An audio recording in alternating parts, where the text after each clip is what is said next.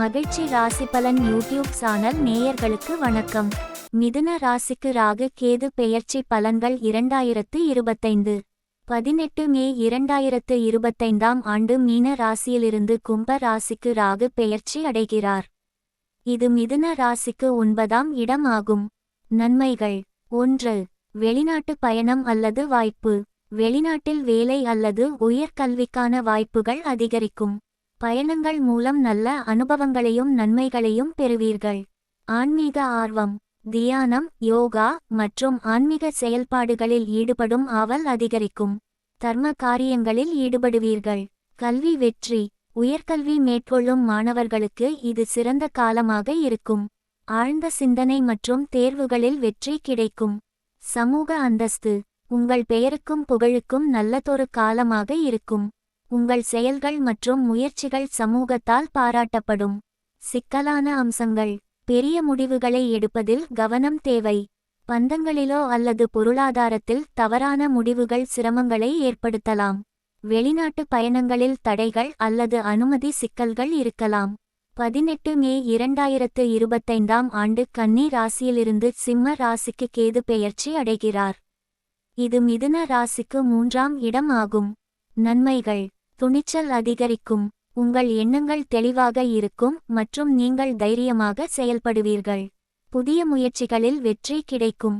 சிறிய பயணங்கள்: பயணங்கள் மூலம் பொருளாதார லாபங்கள் கிடைக்கும். தொழில் அல்லது உறவுகளின் வளர்ச்சிக்கான பயணங்கள் நிகழலாம். சகோதரர்கள் மற்றும் நண்பர்கள்: சகோதரர்களுடன் உறவு சிறப்பாக இருக்கும். நண்பர்களின் ஆதரவுடன் நல்ல முடிவுகளை எடுக்க முடியும்.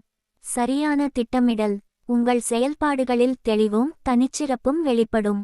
சிக்கலான அம்சங்கள்: உங்கள் உடல் நலனை பராமரிக்க வேண்டும். பயண சோர்வால் உடல்நலன் பாதிக்கப்படலாம்.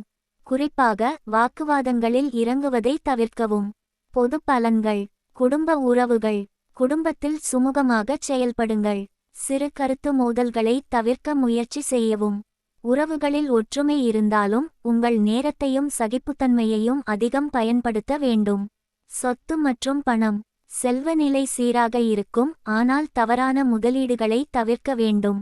பழைய சொத்துகள் விற்பனை செய்வதற்கோ புதிய சொத்து வாங்குவதற்கோ நல்ல காலமாக இருக்கலாம்.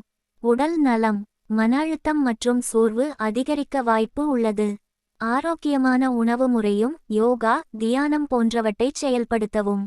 பரிகாரங்கள்: ராகு பரிகாரம்: காளிகாம்பாள் கோயிலில் சென்று காளி தெய்வத்தின் அருளை நாடவும்.